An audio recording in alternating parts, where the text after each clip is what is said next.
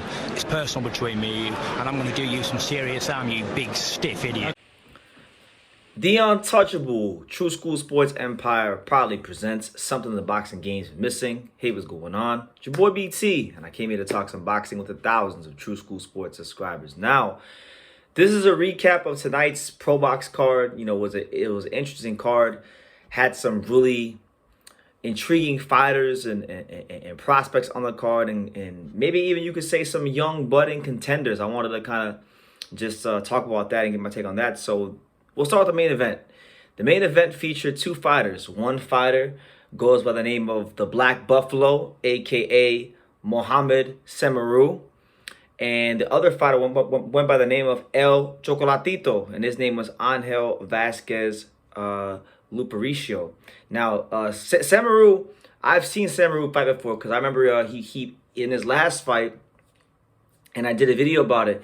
In his last fight, he beat the undefeated young rising star from ProBox and the Haitian Olympian, the kid from Orlando, Josiah Shirley, gave him a beating, you know, and gave him a nice little education on boxing and how to deal with, you know, and hopefully, you know, he bounces back. But, you know, he took his O. So ProBox brought him back.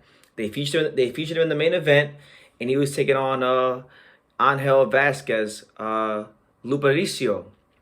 I'm not even saying, am I saying his name right? Angel Vazquez.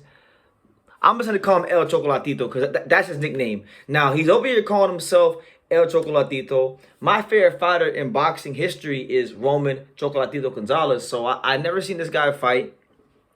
But if you're going to run around calling yourself that because, you know, he has the hair that kind of looks like Roman Gonzalez from back in the day when he was a young fighter.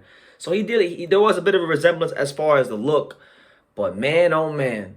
He may have had the look, but he damn sure didn't have the defensive skills, the ability to parry, or anything that Roman Gonzalez had. And that's just telling the truth because Mohamed Soumaoro put a severe beating on him. It was a slow, methodical ass whooping. I mean, Soumaoro, I think in this fight actually showed some improvement from his last fight against Josiah Shirley. As I thought he picked his combinations very nicely. I thought he was able to close the gap and really physically impose himself. And he didn't allow his opponent to get into a rhythm. He didn't allow El Chocolatito the chance to really find his footing in the fight. So for the whole fight, Angel Vazquez looked completely like a fish out of water. And Mohamed Soumaoro beat him, and he took his O. So that's two straight undefeated fighters that Mohamed Soumaoro has taken their O's, taking their undefeated records from them, and good for him, you know.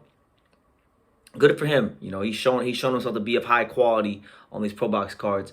The real story of the fight, though, you know, Angel Vazquez is trained by Jorge Rubio, who, you know, me and my dad know pretty well down here in South Florida. You know, Jorge Rubio was his trainer, and I gotta be honest and call a spade a spade. I thought Jorge Rubio waited about 2.5 to 3 rounds too long to pull this guy out the fight. I mean, he was getting beat up. He was getting bloodied up. And he had shown rounds, not round, but rounds before Jorge Rubio decided to wave the towel and stop the fight. And I think it was in the 8th round. You know, he really showed that he was unresponsive and ran out of ideas. And I thought he should have stopped it earlier, but it is what it is. Mohamed Soumaoro improves to 13-1 with 5 knockout, or 13-1 with 6 knockouts.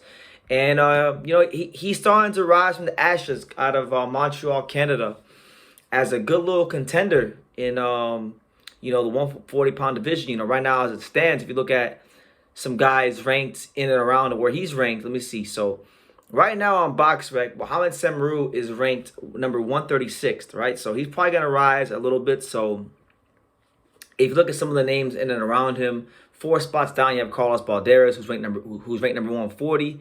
That could be a good fight. You got Floyd Schofield, who's 123. You know, if Golden Boy wants to really see what they got with Floyd Schofield, maybe him, Mohamed Soumaoro, winds up being a good little fight there. If you go a little bit further up, you got Jeremy Cuevas, who's a good fighter out of Philly. Maybe him, he's at 116. You got Nikolai Schwab, who's an 11-0 fighter, undefeated, who trains down there at Fifth Street Gym from Kazakhstan. You know, he has good amateur experience. So there's some good fights out there for Mohamed Soumaoro. And I think he's probably like another 2 wins or so from really being a name that people talk about in the sport. So, those names I mentioned, like Schwab, Jeremy Cuevas, Floyd Schofield, Joel Diaz Jr., Jerry Perez. I think Jerry Perez, another one. Jerry Perez, who beat Eric Lances Jr., who also, Jerry Perez has fought Michelle Rivera and is a good... I think that'd be a firefight. So Jerry Perez, Nikolai Schwab, Floyd Schofield. These are the kind of names I want to see this guy in the ring with. So, best of luck to Mohamed Soumaoro. I have a lot of fun watching the Black Buffalo. So you got him. He won his fight. And then, switching gears, on the other parts of the card, and I'm gonna lump these 2 fights together. You had Omar Rosario, the Puerto Rican prospect, another 140-pound fighter. He was 9-0 coming in. He was taking on 3-3 Zach Hill. Zach Hill, a very rugged southpaw guy that was a little awkward and likes to get into street fights in the ring, so to speak. And I've heard a lot about Omar Rosario because me and him have some mutual friends, and I know people in New York where he's from, and I know Top Rank has some big plans for the kid Rosario, and a lot of people think that this Rosario kid is going to be the future of Puerto Rican boxing. Now, this is my first look at him. He didn't have a good knockout record coming into the fight. He hadn't knocked out any opponent since when? We're talking about like February of 2021, and that was about 6 fights ago for him. So, in this fight, he did get a second round stoppage against Zach Hill. Zach Hill kept throwing himself out of position and making mistakes, and Rosario kind of beat him by his own mistakes instead of whooping him. But one thing I liked about Rosario was when Zach Hill would throw punches at him, he didn't do what a lot of Puerto Rican fighters tend to do, which is get a couple punches thrown at them and take that first step back. No, he kind of held his ground, and he looked and felt very comfortable parrying punches.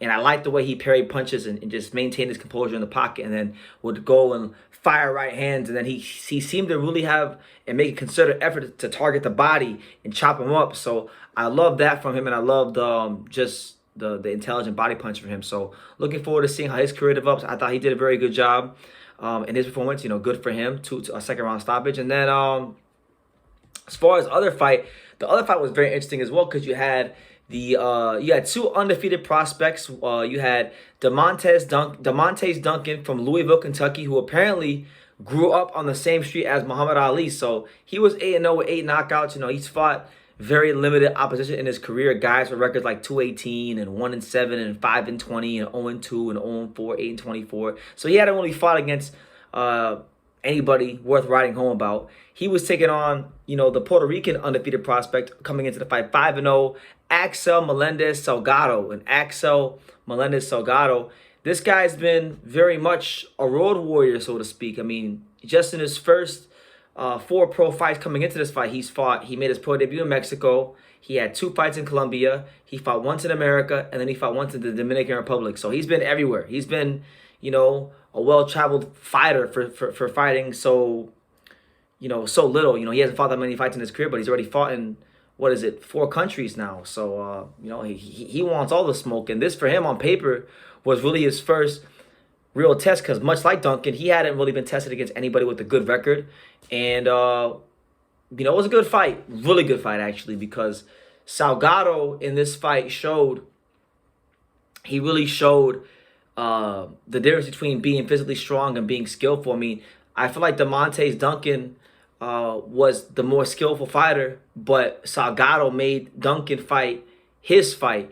Salgado got in his chest.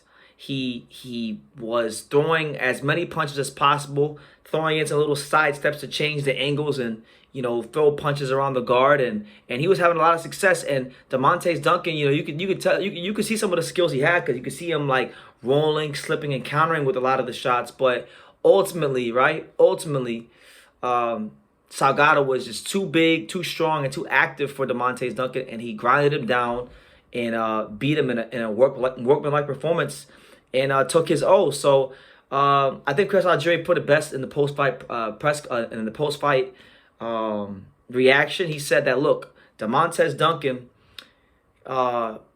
he left his skills in the gym because he needed them tonight to outskill a guy like, you know, Axl Melendez Salgado, and he didn't do that. So hopefully he can learn. You know, it's not the end of the road for him, but really shout out to Salgado. You know, he's a good fighter. I like watching him fight. I hope ProBox brings him back.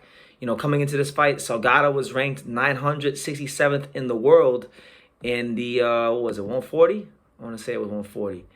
At 147. Okay, so he's a welterweight. So yeah, so he was ranked 967 out of 1,947 fighters in the welterweight division. So I mean, I'm not sure who they're gonna match him up with. I'm not really sure. I'm not really too familiar with many of the names around him, but I want to see him back. He's a good fighter. Definitely comes to fight, and he's the kind of guy that will make a lot of opponents' lives a living hell in the ring, and he's the kind of fighter that people want to see. So hopefully he gets the opportunity to showcase his skills to the world and build off of what was a good win against the young, previously undefeated prospect Demontaze Duncan. So that is that. And then you had a couple other fights that were on the undercard, but unfortunately we couldn't see those fights. You know, the main reason I was excited about this card was my boy Lorenzo Medina, and ProBox didn't even show his fight, but he got a second round knockout over the heavyweight journeyman Milton Nunez, 38-31. Second round stoppage. So Lorenzo Medina goes to improve to 6-0, 6 knockouts. But I still wanted to see it. I still haven't seen any highlights because there's no highlights on Instagram either from anybody. Nobody had their phone out to take a picture, take video of this guy, knock people out. But you know, good to see South Florida's very own Lorenzo Medina continue to build his career and slowly become more of a factor in the boxing and the heavyweight divisions. You know, good for him. Got a lot of love and a lot of time for the kid Lorenzo Medina. And then you know, you had another fight between another South Florida fighter, Andre Mangushev, cruiserweight from Warriors Gym, fighting a Uzbek fighter named Kozmibek Mardanov or Madarov or whatever his name is. And they didn't televise that one either. So I was a bit disappointed about that. But nonetheless, a good night of boxing once again from the fine folks at ProBox TV. You know, shout out to ProBox, the whole staff, Chris Glover, Gary Jonas, Daniel Rubin, Chris Algieri, Paul Malnaghi. Just they're giving you guys great fights, good fighters and great fights. That's the ProBox TV motto, and they delivered once again. So yeah, let me know what you guys think in the comments down below. Make sure you guys take the time to subscribe, and like I say in every single one of these videos, you can love me or you can hate me, but I'm just a kid from Daniel. So until next time, take care, guys. Thank you for watching another video on the untouchable True School Sports Empire. For more great boxing content just like this video, click right here and make sure you subscribe. Much love from sunny South Florida.